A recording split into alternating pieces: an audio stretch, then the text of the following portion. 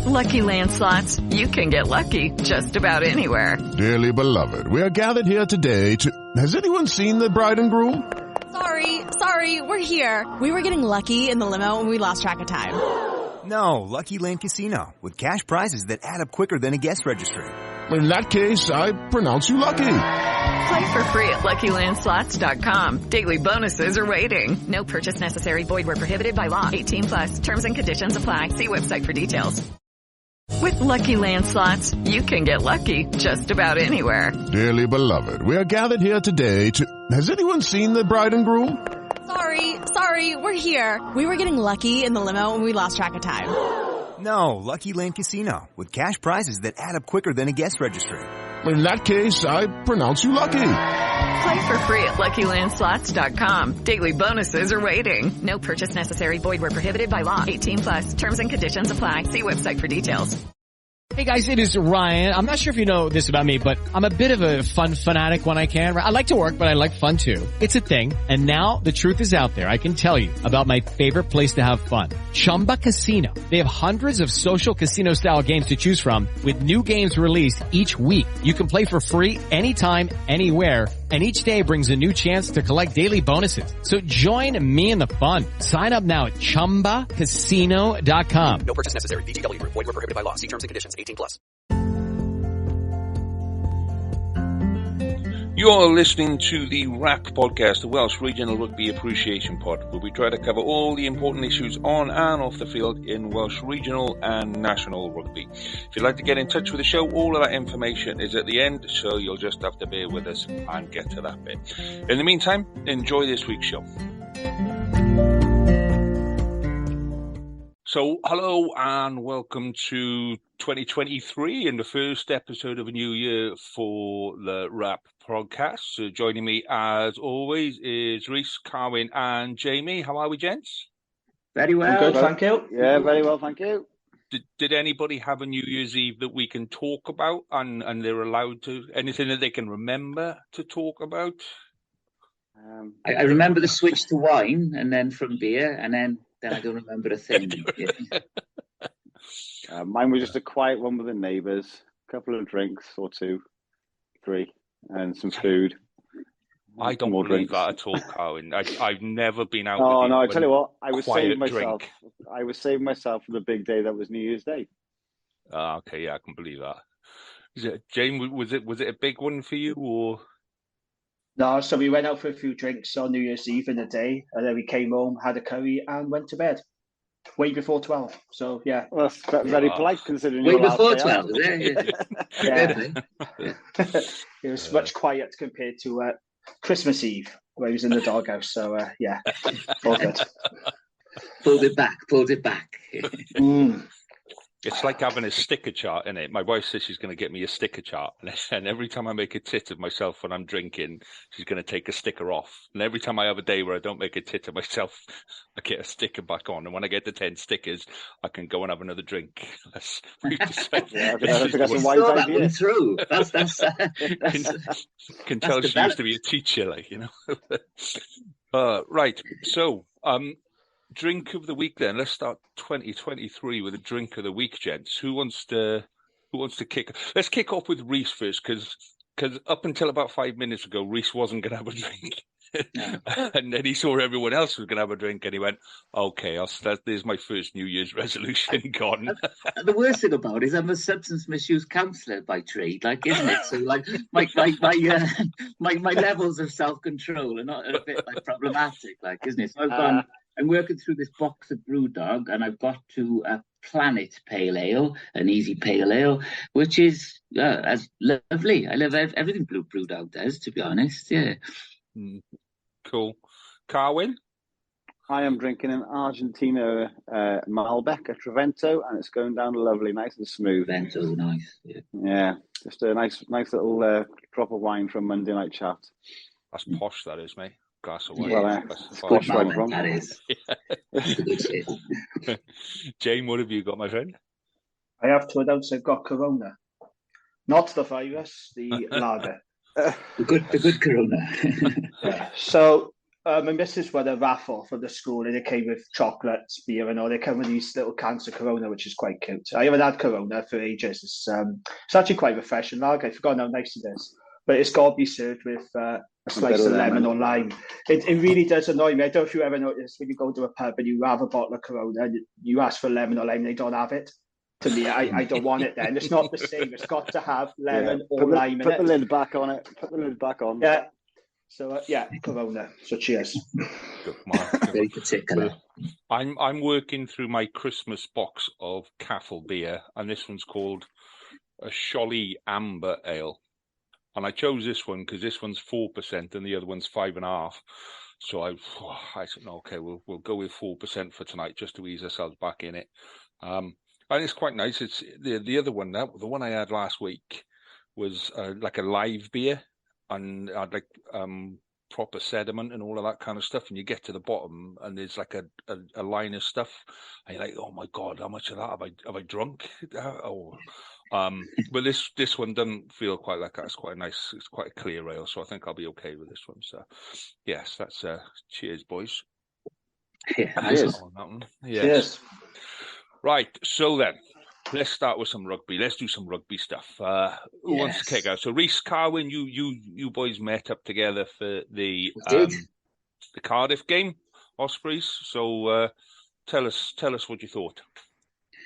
Rhys, it shows that these things can happen. You are?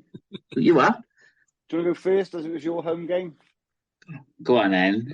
We met up first at the City Arms. Me hobbling. And I going in. Yeah. We met my brother, Dimitri Ahip, which, if you've seen the photos, I look like just a fatter, more unhealthy Dimitri Ahip.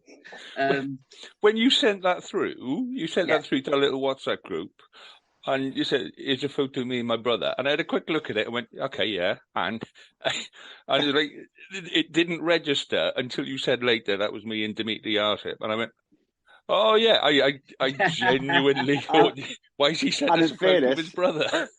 He had a little chuckle to himself because he could see Rhys was wearing his blue top. He turned around to me and I had my Ospreys top on. He had a little chuckle to himself. Fair play, he was spot on though. We went in together and we sort of went, fair play to Carwyn. We went to the South Terrace where all the sort of Cardiff fans are mainly are, but he was treated very well. Much grin. Just about. There was a few comments made, wasn't there? Like there was one or two behind me. But first of all, just to say, a packed out Cardiff Arms Park, 12,000 people, just over 12,000 people there. The place was absolutely jumping. There was loads of players on the way in. We saw Willis Halaholo, Navidi. Obviously, we met both them. Both fans all mingling, all having beers, and quite like a carnival sort of atmosphere. And the atmosphere just remained throughout the game because it was. I thought both sides could have won it, but I think that the right side did win it. I think Ospreys looked more like they would win it because they had a set piece. And I think we had a very strong back division, and that's where our three tries how we swept up the field, especially the last try where very quick thinking from Iuean Evans with a chip over the top to put Adams over. And I thought, we're coming back here. This is looking good. We're home. We're going to win this. And it was heartbreaking. I was gutted at the end. But you just can't function without a line out or a scrimmage. It was just really frustrating because Cardiff did a lot of good stuff. Belcher continues to be brilliant around the field, but we haven't got a hooker that seems to be able to throw into any line out whatsoever. So we had Myhill come on through at the wrong angle to a couple of line outs and then did a high tackle and got sent off. Belcher, as I said, played well around the pitch, really aggressive, really good carrier of the ball, but he couldn't throw in either. And the penalty count went against us as well. So, you just can't do that against a side like the Ospreys, which are really coming good now. So I think I'm just looking at the stats now. So we conceded 17 penalties to 8. You just can't do that. Some good players on the day. I thought Kieran Williams continues to play well for the Ospreys, and he's one of my players of the season so far, a sense of thing. And yeah, so disappointed, but I feel that the right side did win the game. Yeah. Which is Reese's way of saying, you bastard, Carl. You absolute bastard. Fucking gutted. Bro. Oh my God. Like, Jimmy, I was trying to be nice here, like, you know, but I was like bereft when I left the stadium. Like, that ball fell short, and then we could have scored a try almost. Like, it was just like. But I'd just like to point out now that the 3 matches we've been to together is 3-0 to the Ospreys, Reece. Just not sure if you remember. But yeah. Again, like Reece mentioned there, it was just great to be in that stadium. It was absolutely bouncing. You know, admittedly, half the Ospreys fans, or 99% of them, were on the other side of the pitch to where I was. But it was absolutely fantastic. That's my first thing. I really enjoyed the crowd and the atmosphere. And secondly, a couple of positives for Cardiff there. You know, I thought Adam's try was an absolute belter.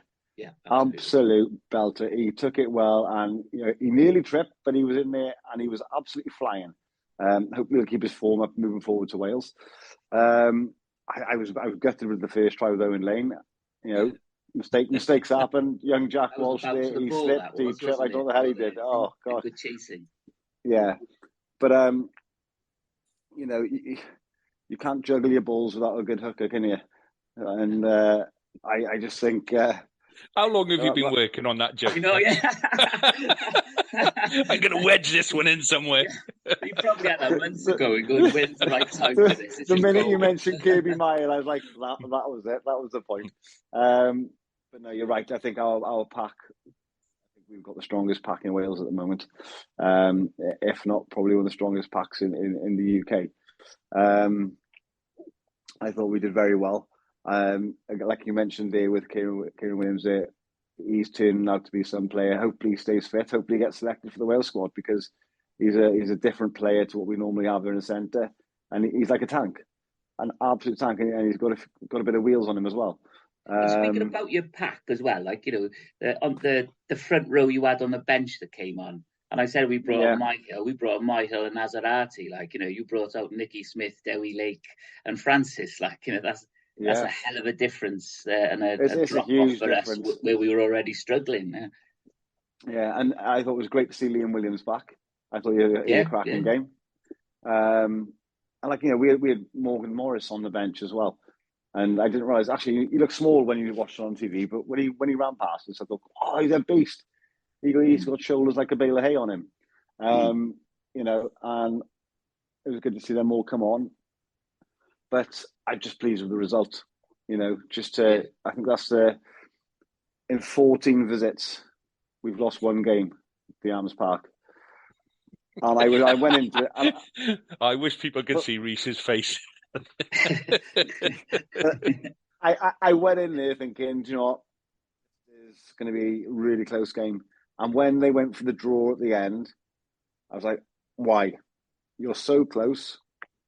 You know, you're within the 7 points anyway for your bonus point. Go for the corner. And I don't know why they didn't go for the corner. You know, because our line-out had been misfiring all game. I think that was the thing. Like, I don't think they had any confidence left in the line-out, and they thought, let's salvage, you know, a point from this. So.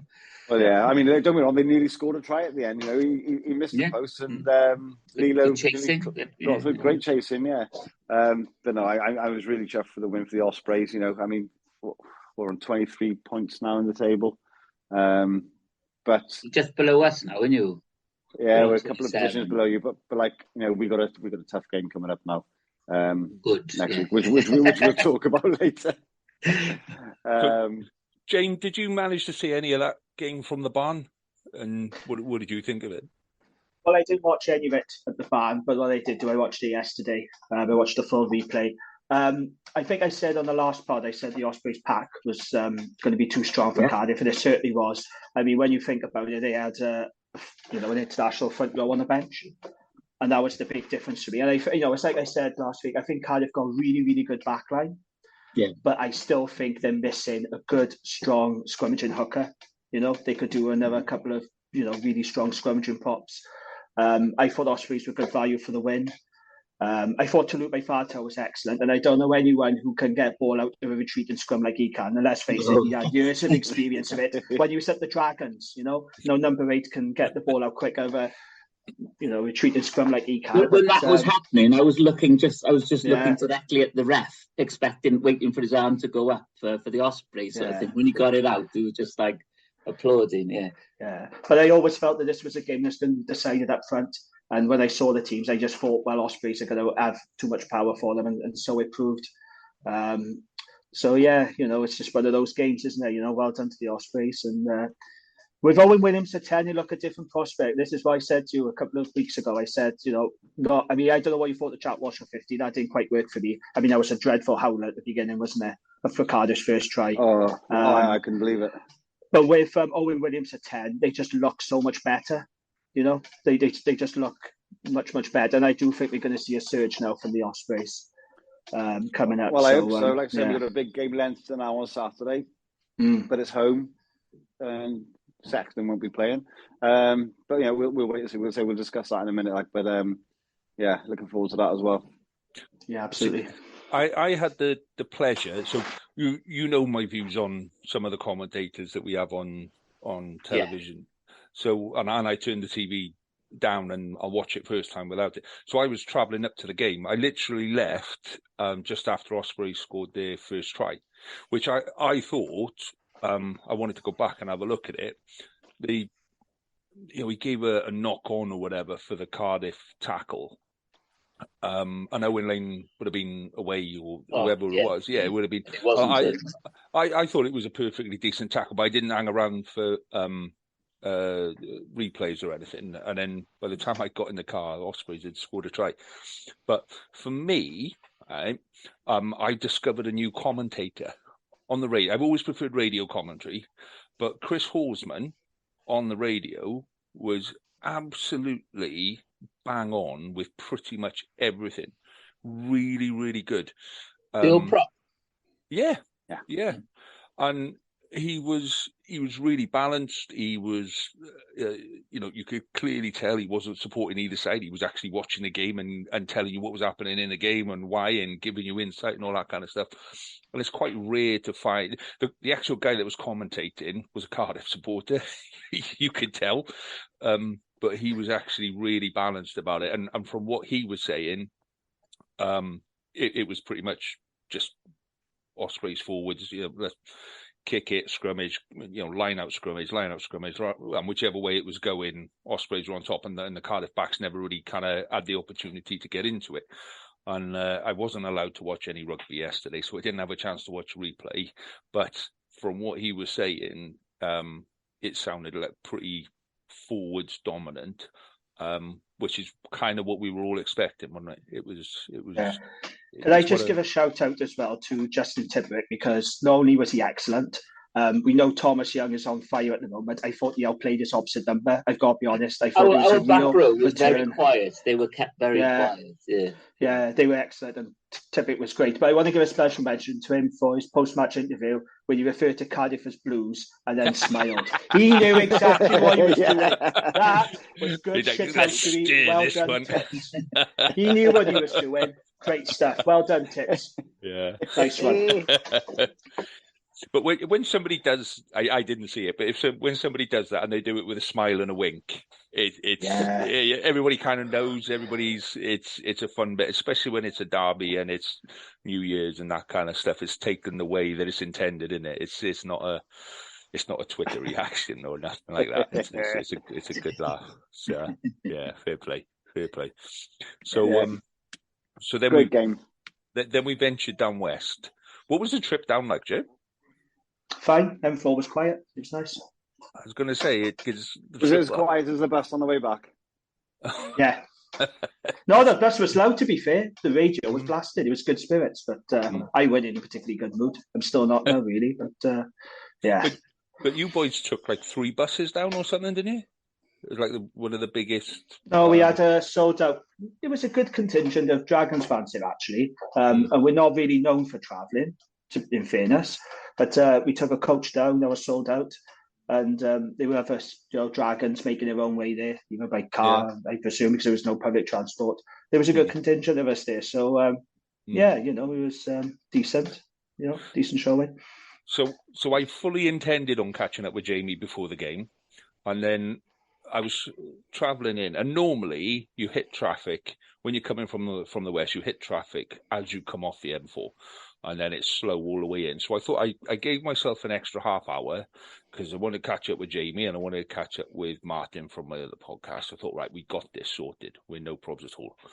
And then I went to find a car park. And then I sat in traffic for half an hour. I was at the bloody car park waiting to get in.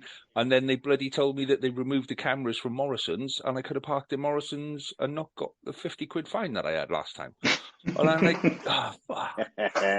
So my apologies on that, Jamie. I was fully intending on getting there. No, that's fine. I did wait for you for a while in the barn, and then if I had to meet someone else there. It's a strange location of Scarlets, isn't it? It really is. I gotta be honest, it's not one of my favourite venues. But it's not one of my favourite stadiums. I just don't like the location. And I was fortunate enough to go to the old Straddy Park when I first started seeing my wife, because she's a Scarlets supporter and my father-in-law is. We went down to the old Straddy and I really enjoyed it. It's a proper rugby park of Scarlets. It's just something about it. They should have built all those new houses with Parking Scarlets and built Parking Scarlets up from Straddy. Yeah, it's not big enough though. It wasn't big enough. That was the issue with Straddy. Straddy was just under 10,000. Well, it was about 10,000 on a push. If you squeezed a few in and kicked them in from the back, you could fit 10,000 in there. Whereas Parker Scarlets is just 15. Under 14, and then you can make it up to 16. There's room to add 2,000 extra seats in there. So I was trying to find Jamie. I was one side of the pitch, and so I was sending photos of what's your view like? Right, this is what my view's like. And I'm like, go and stand in front of the flag, and I'll take a photo. And it was my Zoom, and so some bloke went and stood in front of the flag, and I'm waving to him. I took a photo, and is this you? No. So, whoever I was waving, I made a new friend somewhere anyway. Did he wave back? I think so. So, what did you make of the game, Jay? Oh, do you know what? It's just so frustrating, isn't it? I mean, I'm lost for words how bad that second half was. Like the first half, I thought we were pretty decent. We scored a lovely try. Angus O'Brien, real day was great work. I thought we were good value for our first half lead. I'm sure we're going to get back onto the whole red card situation. Personally, you can't argue with that. I thought Sione lost his head. I thought Moriarty was very clever, very cynical. He lured him into a trap. And once that punch was thrown and he made contact, he pissed himself laughing because he knew he got him sent off, And I'm not going to lie, we went into half-time, we were a point in front, we were against 40 men. I thought, what a great opportunity now to push on, And the feeling in the ground was, it was very quiet after that red card. It felt as if the crowd were kind of like, oh, here we go again. But I will praise the Scarlets because I think there's a lot of Scarlets fans questioning if the players are playing for Dwayne Peel. And I would say if you look at that second half showing, then yes, they clearly are, because I thought they gave everything. They're used to playing with 14 men at the moment, so you expect them to play quite tightly. They draw straws before kickoff. They take turns. They go, right, whose turn is it this week? That's what we do before kickoff. They just seem to come out with more energy. They really wanted it, because I said that the fact of the matter is they lost heavily to the Ospreys, and if they'd lost at home to the Dragons, that would have put Dwayne Peel under a lot of pressure. I'm sure Scarlet Fever message board would have closed down. They would have gone to overdrive, So this was a game they had nothing to lose. They came out and fair play to them. But I got to say, for the Dragons' point of view, I think it was a very, very embarrassing defeat and performance. That second half was pathetic. Yet another one. Absolutely pathetic. I'd love to know what was said at half-time. What's the messaging from the coaching? To come out in the second half and play like that. It was pathetic. No leadership, without the likes of Dixon and Keddy and Rowlands. There's no leadership in the team. Our set piece was a disaster. The scrums were laughable, quite frankly. I mean, credit to Aki Salui. He's the only prop who seems to make Will Griff-John look like the world's best scrummaging tight end, And if you do that, then you're in trouble, don't you? I mean, how on earth could our Dragons pack fold like that against a 7-man pack with Jonathan Davis in it? It's pathetic. It's embarrassing. No, I generally think the players need to do some soul searching after that, Although I thought Bradley Roberts, had a storming game. He did. The problem is he had no props. Yeah, no props either side, and they couldn't scrummage. Saved the try at one end, and then he was off down the other end, running down the touchline, and passing to the ball. Like, he was everywhere. Yeah. But I was really upset after the games. I just could not believe how bad we were in our second half. And the guy came up to me, he was on the terrace, he was a Scarlets fan, he comes in, he goes, "Well, we're surprised as you are, but." I'm like, "Well, yeah, but I thought that summed it up, But it was just appalling. It really was appalling. Shameful, actually, to lose like that. Really shameful. For me, the bit that, and this is the bit that I don't understand with the way the Dragons played, is your tries come from your two wingers. When you guys are on fire, last week when you played Cardiff, your wingers, both of them, just tore Cardiff apart. Every time they touched the ball, they were going on, and you spent so much time trying to go through our forwards and just not getting anywhere. Do you know what I mean? Oh. And the one time Dyer did actually have a running broken play where, it was a pass out the back and he goes round the outside of, I mean, fair enough, there was a bit of a cock up in defence, but he made the most of it. He ran through a gap, gives a pass, and away he goes. Do you know what I mean? You're like, he broke a tackle as well, didn't he? Strong boy. Yeah, because he's quick. And this is what I don't understand. And I was saying to my boy at the time, if all they got to do is just hit our wings.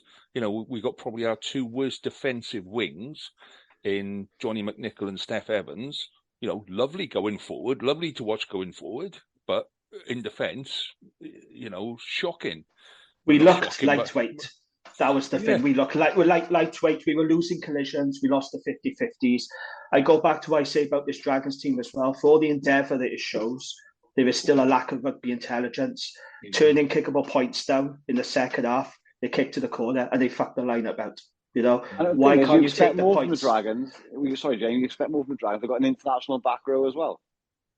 Yeah, I think our half-backs were pretty bad. I thought JJ Anran started well, but he floundered as the game went on. Lewis Jones, I'm afraid, is not URC standard. No, he's a Cardiff cast-off. You know that as well as I do, Reece. He needs to be playing Welsh Premiership rugby for Cardiff, Merthyr or Pontypridd. He is not cut out for this level. I thought he was diabolical. I know he scored a try. Yeah, he scored a try, but he had no control in that game. And that's where we lost, I think, our half-backs up front. It was just that second half. This is by far the worst performance in the Dave Flanagan event. Somebody says the worst performance of the season. I don't think it is, because I think Edinburgh first up was the worst. And that's what led to Dean Ryan's departure. But this, for me, was the most embarrassing under-par performance that I've seen from the Dragons under Dave Flanagan. And it's not getting any easier for them. So when you can go out to South Africa and like draw with the Lions away and stuff like that, they've done brilliant performances and what have you. But what do you think it is from? You've improved. That's not in doubt, isn't it? You've improved as a side. It's looking like you're going in the right direction. You've got a great coach at the top, that's clearly getting the best out of a lot of players. What do you think is the issue? I think it's a lack of belief. I do think, because Dave Flanagan's talked a lot about belief. I think there's a lack of intelligence, as I keep saying. We're making the wrong decisions at key moments. I think it's a lack of leadership. I think that when we've got all our best players available, we're pretty decent. But when key players, and bear in mind, we did have a lot of players missing from that front five. When we start getting down to the squad players, that's when we're weak and we're vulnerable. And you've got to bear in mind as well. I was reading Dave Flanagan's comments today in the Argus. The Dragons are having really short turnarounds now, and they got injuries. So they had to spend 3 weeks in South Africa, which wasn't ideal. And Dave Flanagan said that it's taken a toll on them mentally. They've had to come back. They've gone straight into European action, the derbies, Scarlets. Now they got a 5-day turnaround against the Bulls, so that hasn't helped them. You know, they have been shafted by the fixtures, and the Dragons have got a small squad, and it's a big strain. You know, when you got injuries as well, it's leaving them very exposed. You know, so it's a combination of things at the moment. But I do think it's going to get very tough for the Dragons now. You know, it really is. They need some key men back. They got the likes of Lloyd Fairbrother, Ollie Griffiths back. You know, key personnel, because at the moment the squad ain't good enough. Kelly injured, is he? Kelly had a leg injury, yeah, and Jack Dixon pulled out as well before the game. We're missing a load of people in the front five. Carter Rowlands and Rodri Jones and Lloyd Fairbrother. So, yeah, that doesn't help, does it? The thing for me, James, was I was sitting quite close. I was probably sitting as close to as where you were standing, close to the pitch. And I don't know if you could hear it, but a lot. I mean, there were a lot of ex-Scarlets in the Dragon side. O'Brien and Steph Hughes, Rob Evans. Yeah. So what I saw was those players were more focused on winding up the Scarlets than actually doing something with the ball. Angus O'Brien, I picked him up a couple of times, just literally shouting and screaming at Johnny McNichol. Like Johnny McNichol was on the wing, a couple of metres from me. The ball was over the other side of the pitch, and Angus O'Brien was just literally following him across the pitch and shouting and giving it all of that kind of stuff. So, you say about Moriarty giving it the whole verbal and happy that he's leaving a pitch and what have you. You get to that, and then you go, it's not actually done you that much good, boys. Do you know? No, it haven't. I genuinely think that they were so focused on let's wind them up because of the reputation that's been built. It was let's wind them up. Let's get a couple of them sent off. Right, we got him off the pitch. Lovely jubbly. Let's keep going. Do you know what I mean? Instead of that try that your scrum half scored, that was because that's where Callum Mahoney would have been defending. Do you know what I mean? Off the back of a line out. The gap that he ran through, that's where Callum Mahoney would have been defending, and it was 2 minutes after he got sent off. So, I just... You still shouldn't have had that gap, though. No, but it was... Yeah, you train with 14 men as well, don't you? You train in situations. But to be fair to him, Scarlets didn't pick it up. We didn't go, we need to adjust, and he ran through a gap, And, I got no problem with Callum Mahoney being sent off. I think... I haven't seen him lose his rag like that way. I don't think I've seen him lose it that way while he's been with us, and I think it's because Moriarty was in the year the whole game, and he was so Cal Mahoney's try in the first kind of 3 or 4 minutes or whatever. So Dane Blacker knocks the ball on, but that was right in front of me, and you can. I think it's Dane Basham is on the floor. Just tips it with his hand as Dane Blacker's picking it up, just a little tip of the hand, and he couldn't. You can't really see it as a referee to go, that's a yellow card or whatever. So he's got away with that, and then you can see him laughing and this, that, and the other. So there were little bits like that. They were just kind of more focused on winding the Scarlets up than. I wish it never happened. I wish the red card never happened because Dragons are much better against 15 than you're against 40, which is absolutely ridiculous. I mean, this is a Scarlet side. They've only beaten Zebra at home in the URC.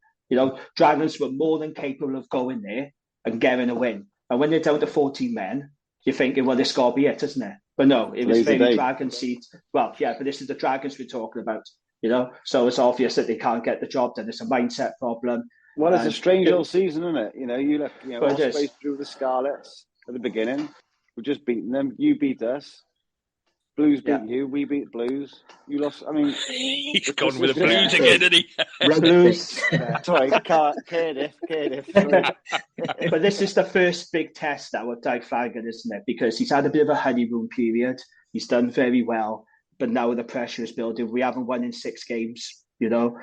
He's got to find a way of bringing in Ollie Griffiths if he's fit and available, because we are losing the breakdown battle the past few games. We've been second best. Scarlets won 6 turnovers in that game. Dragons won 1. And this is the problem when you have a back row of Moriarty, Wainwright and Basham. They're very good carrying. They're good in the loose, but none of them are breakdown specialists. None of them are fetchers or poachers. And what Ollie Griffiths will bring, he'll bring now Warburton, prowess at the breakdown, and we haven't got that at the minute. And that's a big area where we're failing. We are getting beaten and bullied at the breakdown and our front five by key players are missing, just isn't fronted up. What was that film back in the day with Kevin Costner? You build it and they will come. Feel the dreams. Be doing down there. Feel the dreams. Feel the dreams. So, when we talk about leadership and stuff, Dwayne Peel said after the game, they said, "What was the halftime talk?" And he said, "I didn't need to." He said, "Ken Owens stood up, Jonathan Davis stood up," and I think that's the difference between as a coach, when you coach a team, you want them to walk over the whitewash. And basically, you want to sit back and take notes about what you want to do in training. Yeah. You don't want to be involved in that game. And when you've got players like that, and we've been saying this, within the Scarlets pretty much through the season, that those players haven't been standing up and taking responsibility for the game on the pitch. And I think Moriarty's done us a big favour. But I think it's Hewitt. Hewitt started it. Hewitt was I wouldn't be surprised. Lousy pulled his jersey, didn't he? That's how it started. He pulled his jersey. He tackled it. It was part of the tackle. It wasn't deliberate. He did hold it there. Yeah. But then he doesn't connect with a punch, but he certainly intends a punch. Oh, yeah. So that's why I wouldn't be surprised if he gets cited for that side of it, yeah. But by winding people up and kind of, you could see on the pitch that things changed from that moment on. Do you know what I mean? Yeah. And you've said before about Cardiff's moment of the season, the bit where Cardiff changed was Egggate. Then that came in after the third game of the season or the fourth game of the season, something like that, and did you rather well.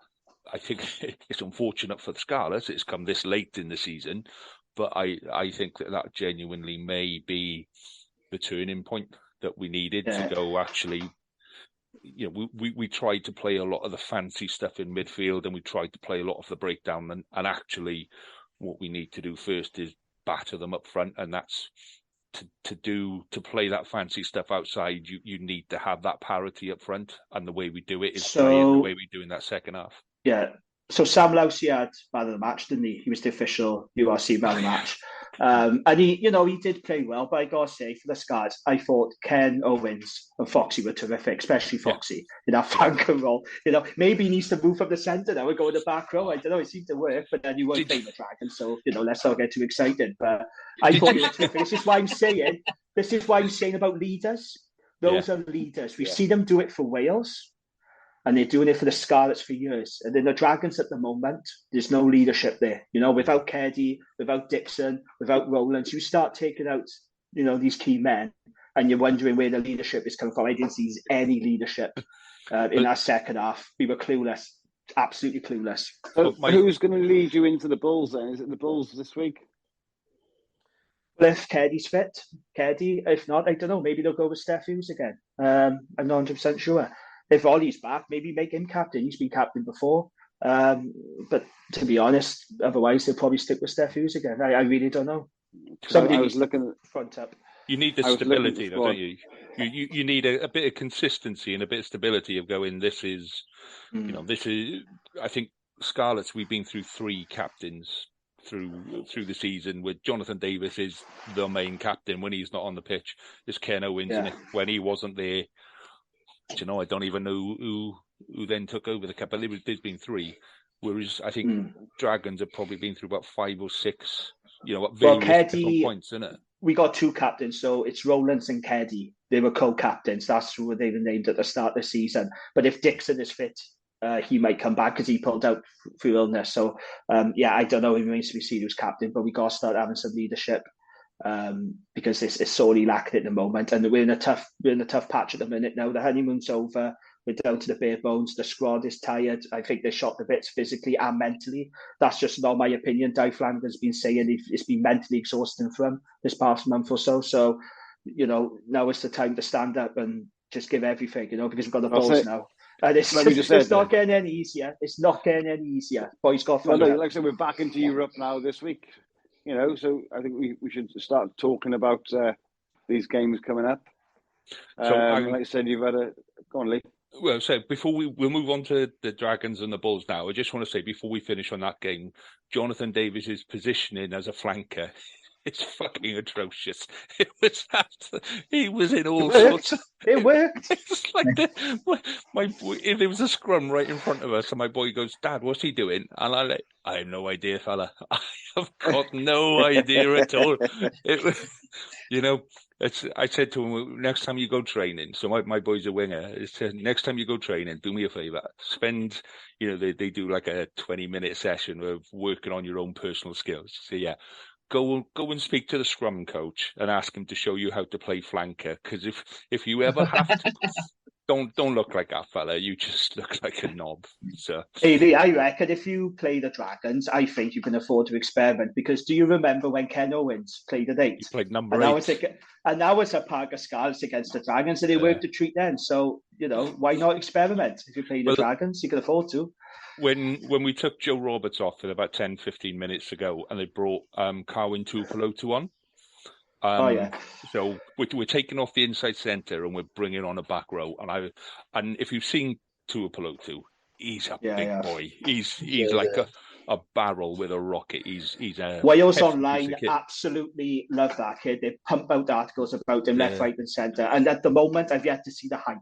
That's just me personally. I'm not seeing it at the moment. Well, I was sitting there going, "Oh, please put my inside centre. Please, just put and just have one ball out the back of the scrum and let him have a go." But no, we didn't. But yeah, so we'll put last week to bed then, and we'll have a look forward to. Let's start with the Friday game, which, like you said already, is a tough call. Is Dragons against the Bulls? The Bulls are coming fully loaded. Yeah, and they've lost as well their last game, so they're going to be wounded. It's like a what do they call it? A perfect storm, isn't it? All of the things that could go wrong are going wrong all at the same time. So, is there a way out of it for you, James, or do you just... Not this weekend, though. I mean, if you can't scrummage against the Scarlets, how are you going to scrummage against the Bulls, quite frankly, Like I said, we need some players fit now. We need the likes of Lloyd Fairbrother fit, Ollie Griffiths, Jack Dixon, Keddy. We need these boys back just to make us competitive. I looked at the Bulls squad. It's pretty strong, because they're going straight from Newport then into Europe, then into the Heineken Cup. There's 10 Springbok players in this squad. And, I don't think they're going to show us any mercy. And I think it could be a very, very tough night for the Dragons. And it's like I say, it's just not getting any easier. After this game, then we got to go to France and play in Po. That's never easy playing in France. So it could be a case of damage limitation, I'm afraid. So I have to go for the Bulls by at least 20 points, at least. I guess it's hard to see where the Dragons can pull it. I mean, we all want them to. Do you know what I mean? It's always, unless you're a Dragon supporter, the Dragons are always your second favourite team, apart from when you're playing them. So everybody wants the Dragons to play well and pull something out of the bag, because is that there's a little bit of that underdog kind of spirit about them, and there is a determination about them, but there's also that reality of where's it going to come from. I genuinely, if you can get the ball to your wings, if you can find that way of getting the ball to the wing and just letting those boys have a crack at it, that's I think anyone would struggle to defend against those. Just try to avoid scrums. That's what we'll have to do. Just don't try not to engage in any scrums. It's got to be like it's the same with Cardiff sometimes. Like, do you remember they're a lot better now? But do you remember the Sharks game? Yeah. I knew you thought I was going to go there, but I'm not. All right.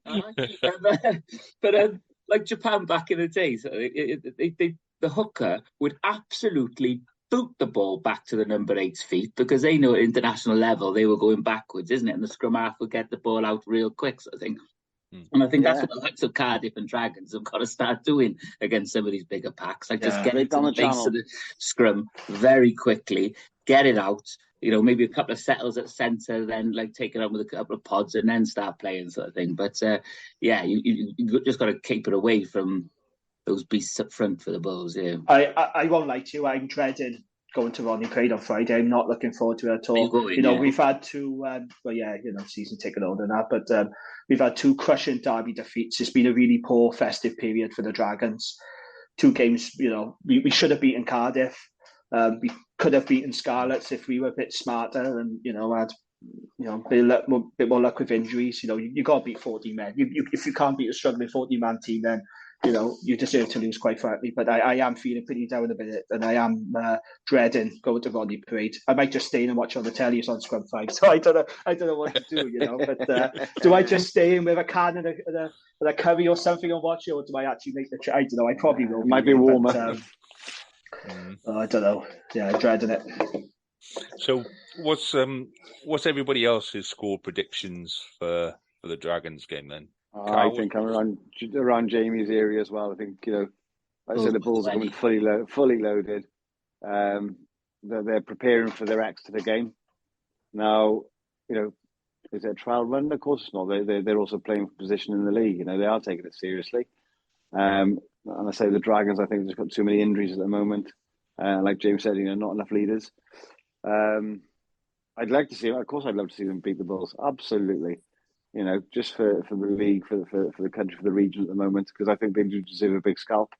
They just need to string it together now, a bit more confidence, and it will happen. But I think this weekend, unfortunately the Bulls are going to have too much for them. And I think by 15, 18 points at least. Cool, Reece. What's your prediction? I'm going to go Bulls by 20. I can't see any other way out. I'm afraid. So I'm going to go with a Dragons. Shut up. I think it's going to be a hard one. I think the one bit that might actually work in your favour is the weather again. I think that might. It's a bit far out to predict the weather forecast for the weekend, but it's looking like it's wet, it's windy, it's do you know what I mean? So that might actually just play into your favour. And when it's one of those games where you can hoof a ball and it goes 80 meters, who knows what can happen. So I'm going to go for Bulls by 10, but I agree with the other boys. It would be nice for the Dragons to have like a 3-0 win with a dodgy penalty on 82 minutes. Do you know what I mean? I take that. I can't take that. Take anything at that point. I think we all would. Yeah. So cool. Okay. So after the Dragons game on Friday comes Carwyn's little jaunt over to his old stomping ground in Leinster. And go on, Carl. So tell us how you're watching the game first of all this week, Carl. Well, I've got my little Christmas present, and I'll be in the executive club, which I'm really looking forward to. It's the first time I've been in there. I've been in touch with the supporters club and the team today to find out what it's all about, and it looks cracking. I meet the players, have a compare in there, some food, comfortable seats, happy days. Can't wait. Taking the missus down, and we're gonna have a great old day out. So hang on, let's just compare for a second. Jamie's wondering, does he sit at home with a can of beer and a curry? The executive suite. You're going to the executive suite. But no, it was a lovely Christmas present, and I am. It's the first time I've been back to the Liberty since I've moved back from Ireland. I've been to watch Leinster enough at the RDS far too often, and I'm really looking forward to this match. I think we are starting to build at the Ospreys. I think there's a good rotation there with the pack. There's some Rhys Davis coming in. I tell you what, I think he's going to be a superb player for the Ospreys and Wales. And we've got lads like George North coming back into the team, Luke Morgan. I'm really looking forward to it. I think Leinster, I don't think Sexton's going to be playing. They are a great squad team. Will they rotate for this game? I don't know. Will it be fully loaded? Like if they are, great. It shows us where we are against the best team in the league at the moment. But I think if they come sort of mix and match team, who are just as good as any other team in the league, I think we got a very good chance of beating them by about 5 points at home. If we can get the sort of crowds that we've had over the Christmas period up at Liberty on Saturday, I can't see any reason why we can't perform and give the crowd something to go home happy about. this will be a tough game. But I was, we beat Leinster last season in the RDS, first team in the league last season. Cardiff also beat them, in the Arms Park. Why not? Why not? Don't be afraid of them. Get in. They get stuck in like we did to Montpellier, and we've got every chance of winning. I think we will win by about 5 to 6 points. See, I think it comes down to, unfortunately, it comes down to the weather again. And if it is a heavy, blowy game, their backs may well struggle. I don't think your back line is particularly fired particularly well this year. There's been patches where it's been okay, but it's still very one pass contact, and until there's space. And I think Leinster will eat that up all day. Some of the boys that they've got are, they're like a full front row on their own sort of a thing. So, and unless you find a way of breaking through that defence, I think you'll struggle. I think they will match you up front. I think Leinster, like any other good team, you put them under pressure, then they'll fold. You constant pressure, they will fold. I don't care who you are, how good you are. Seen teams do it to the All Blacks. Ireland did it to the All Blacks. You see France did it to South Africa. That constant pressure, teams fold. When heads start to drop, the game changes. I think that they're going to be the ones to do that, though, don't you? Like you need to have that initiative to be able to apply that pressure. Yeah, no, absolutely. And Ospreys have applied that pressure so far with a decent kick chase. That was one of the things I was going to say. But the Dragons, Jane, the amount of ball that you kicked to us, whether there was no pressure, and then you're giving Johnny McNichol and Halfpenny, 15, 20 meters. So we kicked poorly. Yeah. Well, our kick chase has to be on the ball of the kid against Larmour and Keenan. Exactly, and James Lowe. Because you rely on that kick game so much to put pressure and apply pressure, and then hope that something happens. That if that doesn't work, I think you'll be in a bit of trouble. So I'm going Leinster by 10 for that one. Just because I'm still not going to bring myself to say Osprey. You could be top of the table and hammering everyone by 50, mate, and I still go Leinster by 10. That's okay. I feel the love. Reece, what about yourself, mate? I'm going to go Leinster by 5. I think. I think it's going to be a good game. I think it's going to be a bruising game. But I think that Leinster will bring too much firepower. Okay, James, retribution. Come on, mate. Well, look, I mean, the thing is, we talk about Leinster, what side they're going to bring, right? I'd be very surprised if they went full strength, because their priority has always been Europe, Leinster and Munster. And with them having Gloucester the following week, I can't see them going full strength. However, as we all know, it doesn't really matter whether Leinster go full strength or not, because they could put out a B team, they could put out a C team, and they'll still beat most teams in the URC. And they got a squad of about 55, Yeah, and you've got incredible young talent, and, they look unbeatable at the moment. They really do look unbeatable. And I would love to see Ospreys win. I think they're capable of winning. I really do, especially at home. If you've got a full strength squad, like you did against Cardiff, there is no reason why they can't beat Leinster. But I just got a feeling that Leinster are going to nick it. I think it's going to be very close, I think it's going to be a tight physical game. But I am going to go for Leinster by about 3 points. Yeah. Well, like I say, normally I'd be happy if we came away with a bonus point. But, like I said, I think we need to drill it into them. Everyone needs to stand up for the full 80 minutes and just get stuck in. And, who knows? Hopefully it'll be a black and white smiling on Saturday. I wouldn't be surprised if they won. And I don't think it should be a shock either if they do win, But I just got a feeling that Leinster are going to edge it. I just think they're going to just have that little bit of extra edge. But it'd be very, very close, I think. Back in the day of inception, we were the regular bogey team. Yeah, there's a good rivalry between the two teams, actually, isn't there, Leinster? I'm looking forward to watching it. I will be watching this one, yes. Oh, I can't wait. I can't wait. Yeah. But it is in Leinster, isn't it?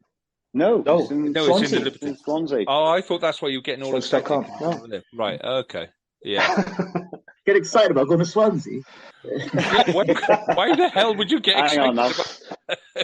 If you're listening, Swansea fans, ignore these lads. Yeah.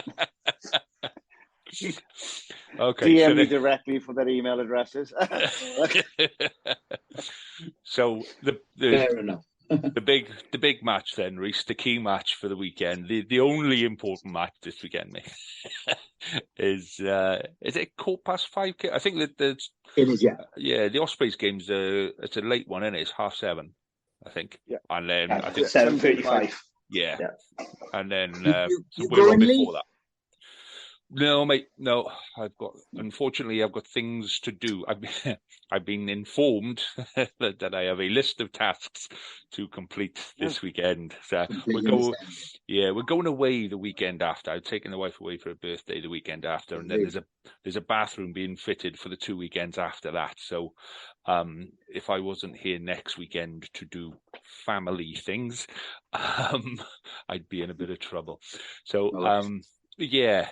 What's your thought on this one then? I think it's going to be quite tight myself, but it's going to be a tight game for sure, absolutely for sure. I don't know if this is honest to God, usually I know when I'm speaking with my heart or my head, but I'm not sure what I'm doing this time. But I do think Cardiff are going to edge it. I think we didn't have a bad game. I'm hoping this week that the line-out will be sorted out. We have had games where we can hit our man. So I reckon those things will be sorted out throughout the week, around the set piece. And I reckon, a second game in for Liam Williams as well, in that back three, looking very dangerous. I reckon we'll edge it, and it'll be Cardiff by 3 points. Oh, very conservative. Mm-hmm. Well, conservative. I got to be honest, right? I'm looking forward to this game as well. After watching Cardiff at home against the Ospreys, I think Cardiff will have far too much for the Scarlets. And I'm not just saying that because the Scarlets answer their 14 men once a week. Yes, you are. Just say, no. Whose turn is it this week? I just think Cardiff, at the moment, they're a step above the Scarlets. I think they've had a great season so far. Watching their backs, I tell you what, if they fire, stand by, because the Scarlets crowd could be a bit of a shocker. And I'm not just saying it because of the Scarlets. I just think Cardiff have been playing that well. I think that they're going to have too much for the Scarlets. So, what's your score prediction then? I just like Cardiff by about 15. Oh, this is why he's not on the screen, because he can't see me fucking doing one of them. I can see you. I'm watching from the corner here. Jane, what are your thoughts, mate? It's got to be Cardiff for me, and I think they should be putting away the Scarlets team, especially at Cardiff Arms Park. And look, I know there's a lot of Scarlet fans out there now who think they've turned a corner after New Year's Day, but you haven't beaten a good side this season yet. I'm still not convinced, and your discipline stinks to high heaven. And I think that if Cardiff rattle them, are we going to see another red-yellow card? Because there's clearly a weakness there, isn't there? There won't be any corners, Jamie, on Saturday. Mate, it'll be a big U-turn back down to correctly. Well, they should be beaten. Cardiff are the best team in Wales, and they should dispatch of this Scarlet side, because I'm still not convinced by them. So I'm going to go for Cardiff by 10. Mm-hmm. So I'm not sure which way it's going to go. Genuinely, it's I'm almost kind of hoping that Liam Williams gives it a bit of chops to start with, and starts kind of slapping people, and because he likes a bit of that, and it will kind of fire the kind of reaction we had in the second half, because we score tries against anybody. We're running through. I think we're second or top. We in between first and second in players beaten in the URC. We're just not finishing it, and our defence is too leaky. And there's been slow improvements in every game. It's not been fast enough for a lot of fans, but every game there is a slow improvement. So yeah, it is, for me, it's too difficult to call. it could go either way. I think it'll be a tight game, so I'm going to go Scarlets by 5. But I think it'll be one of those. We were going to go for Cardiff. Well, no, obviously not. Why would I do something like that? Why would I do that? Every time. You've got to be honest with yourself, Lee. Come on, you've got to be honest with yourself. I'm not putting 50 quid on it down at the Coral, am I? Do you know what I mean? No, I think that it'll be close. And a lot of it will depend on, can we fire up our defence? The way I think that our weakness now is, we've Scott Williams pulled a hamstring. If he pulled a hamstring, he'd made the breakthrough, was about to slip a pass to Dane Blacker, pulled a hamstring and screwed up the pass, which was a bit gutting.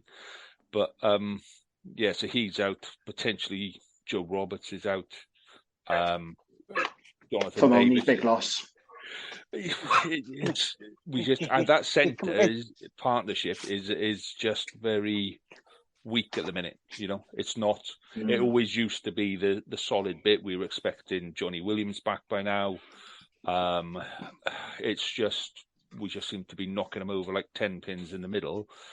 So Jonathan Davis needs a rest. He's played pretty much every minute of every game. I think he's played 90% of every game so far. You can't rest him for a derby, though, can you? Not for this. He's got to play, man. Well, he was rested against the Dragons with the idea of coming on with 20 minutes to go, and then, Scott Williams pulls a hamstring 20 minutes in, and he's for the game, So,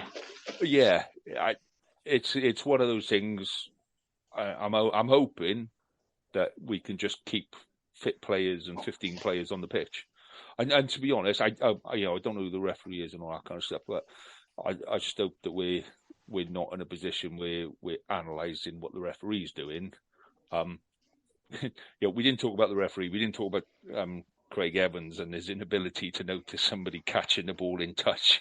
And there's been a couple of photos going around Scarlet stuff. One of them is of Ross Moriarty kind of going like, what the fuck is that kind of a thing at the end, which was a nice photo to see. And the other one is, was it Hanrahan who caught the ball with 2 feet in touch, and Craig Evans looking straight at him and going, why were they so slow with that? Because I was at the other end and you could see it was clearly out, and they played on for like bloody 10, 15 seconds till they finally brought it back. What's going on? I know, but it's stuff like that if we can avoid talking about stuff like that and just talk about the rugby, I'll be a lot happier than I have been for a while on that. So, is that everybody's prediction? I've got to go back through this now and write everybody's bloody predictions down again, haven't I? God, bastards. Right. Okay, so other things to mention. So, I mentioned briefly last week, so the Under-18s Championship is kicking off again. So Scarlets and Dragons again on Wednesday night, and Ospreys RGC on Wednesday night. But then the Girls Under-18s Championship kicks off on Sunday, I think it is, at Cardiff Arms Park. So they kind of run it like a bit of a round robin sort of a thing, all on the same day. No, they don't. They just play in the same place. They changed it. Yeah, so they're all playing in the same place. And I think RGC are missing out this week. So if anybody is around, I'll find the post. I'll put it on our page. But that's on Sunday. So the Under-18s Girls kicks off on Sunday. Yeah, do it. I might take my daughter to that game, actually, to the Arms Park to watch the girls if I'm back from Swansea. I think it's 2 games. I can't remember who's playing who. But it's Sunday in Cardiff Arms Park, and then it kind of rotates around. So it goes to RGC and then the Dragons, so everybody has 2 games and stuff. So, so the other bit to talk about from today then is obviously Dean Ryan. Do you want to read the full statement, Jane? Can you remember it off by heart? Well, it won't take long. I mean, it's one of the shortest statements I've ever seen, but My It's quite mate's funny, just sent actually. me it now as he's Irish, he is, and he's shocked. Yeah. I'm just like, nobody has shocked me. Nobody has shocked me. Someone said you could fit it in a tweet. It's just in one tweet. Okay, so yeah, Dragons confirmed today the departure of Dean Ryan. Ryan has been director of rugby at Rodney Price since May 2019. Dragons RFC chairman David Buttress says, "We thank Dean for his contribution and wish him every future success." So yeah, it's rumbled on for 4 months. A financial settlement has finally been agreed. That's good. We can draw a line under it now. Be interesting to see who comes in as DOR if they are going to go down the DR route again. Obviously, it does raise questions about the Dragons because we know that there was a toxic dressing room for quite a while, even when Dean Ryan signed our new contract. So my question would be, why on earth was he given a new contract when it was clear the players hated him? And there's been rumblings going on for a long time. And of course, the WRU are going to have to stump up, this payoff. And when you consider at the moment that they're paying off Wayne Pivac, they're paying off Gavin Jenkins, they're paying off Stephen Jones, and then they're bringing in Gatland's assistants and Gatland. But our clubs are struggling for money. So that begs another question. Where's all this money coming from? But yeah, there it is. It's all done finally. And we can move on at the Dragons now, I think. Who would you like to see come? I know it's a case of who's available, but in an ideal world, who would you like to see come in as director of rugby? The person I've got in mind who I like to see, and he has been up at Strugmannock recently, is Brad Moore, who you know quite well at the Scarlets. And of course, he has worked with Di Flanagan. And you'll probably laugh at this. Another person I wouldn't mind seeing, despite everything, criticism, is Wayne Pivac. I'd have Wayne Pivac there, because again, he's worked with Di Flanagan and there's that connection. But my first choice would be, if we are going down the DRR route, and I think we should, because, we have to remember Di Flanagan's still very inexperienced as a head coach. I think he needs that support. I would be looking at Brad Moore right now. It kind of depends on his personal situation, isn't it? I know he's been in the country, but is he staying? Is he here? It's things like that, isn't it? But yeah, it'd be an interesting call. What about Ruddock? Mr. Ruddock, who's been on this pod, as a DOR, he said never say never, but if the offer was put to him, just because a DOR role is more of an overseer role, isn't it? It's not full on hands-on coaching, so maybe there is a position for Mr. Ruddock to come back. Who knows? But no, I think Brad Moore would be my choice if it was possible to get him. You're desperate to get it. You want him back at some point. You asked him twice to his face. I know. Got to take the opportunity. Listen, this is how he got to the Ospreys. I kept on asking when I was in Ireland. You're going to go back, boy, and you'll be there at the Ospreys. No. Next thing, Mike Ruddock to the Ospreys. The lad told so you're telling me it's a chance then, isn't it? Jamie will be doorstepping him tomorrow. Dear. The only other bit of kind of off, I say the only other bit, there's loads of off-field stuff going on at the minute. But there was this... Again, it almost felt like a tweet put out by Iuean Evans and the WRU PR team about a New Year message, and this is all the stuff that we want to do through this year. Did anyone take the time to go through it and read it all? No. Did anybody need bedtime sleep reading? Too busy working, mate. Sorry, I was. I tell you what I did read. I read, did an interview in the Sunday Times, which was pretty good. And I read that, and he was saying that all his mates, former teammates told him not to take the job. They actually said to him, don't get involved, don't do it. But he said, he cares passionately about Welsh rugby, he wants to do it. And the fact of the matter is, I know a lot of people are criticising Iuean Evans already, saying, he's going to suck up to the community clubs, he's going to put them through. I think he's going to have to get real change through. I think he is going to have to sort of suck up a little bit and pander to the community clubs to get the change. You've got to kill him with kindness, haven't you, I think? And there has to be that sort of method about it. The proof is in the pudding, isn't it? I want to see how he does. If he can get the change through, fair enough. Look, he's only been here a few weeks. You've got to give the boy a chance, haven't we? Yeah. Give him a chance. That's what we can do, isn't it? Yeah, early days. Yeah. Exactly. What did you think of it, Andy? Well, I think he's doing exactly that. I think that's what he's setting up. It's kind of like a subtle message to the clubs that's going... Because he does say in there, I'll be making the time to come and see the clubs and to talk to the clubs about what we want to do. So I think he's saying to them, look, you know, he says, we want to call an EGM, not we are calling an EGM. He said, when I've been round and I've spoken to every single club and I know where everyone stands and I'm confident that we can get 75% or whatever, then I'll call an EGM. Do you know what I mean? So I think it's a little bit clever like that. Or he had to put something out and he went, oh, yeah, just stick something out. It's hard to know. It could be either or. And I'm hoping it's the one that's, you know, we are going to do something. And it's just a kind of like a message to everybody that's saying, hang fire, you know, we need to get stuff going. But this is what we want to do. We're going to work behind the scenes because you can't do everything out in public.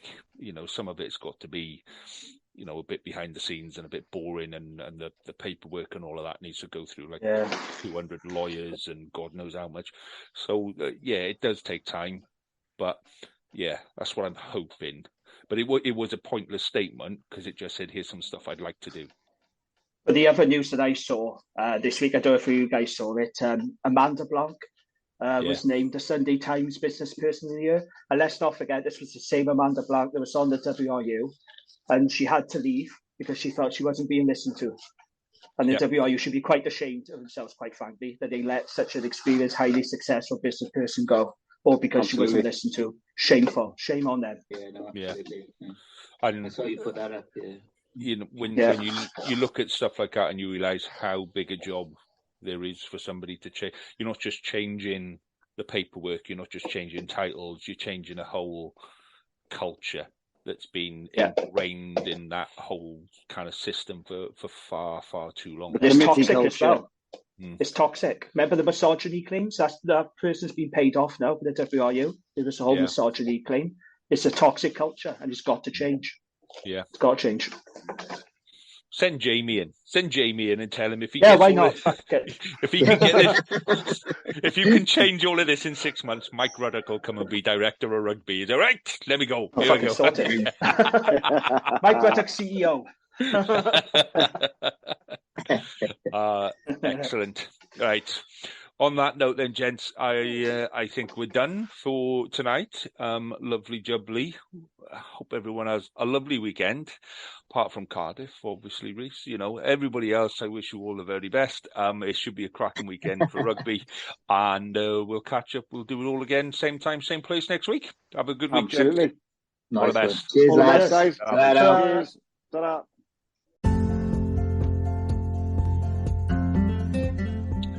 Thank you for listening to this week's show. We hope you enjoyed it enough to come back next week and listen again. So please do subscribe, rate and review the pod, as it really helps us on most of the platforms that we appear on.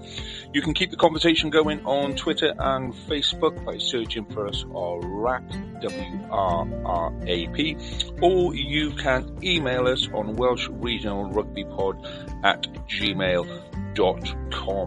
We'll be back next week to do some more of the same. We hope you'll come and enjoy us, and in the meantime, enjoy your rugby.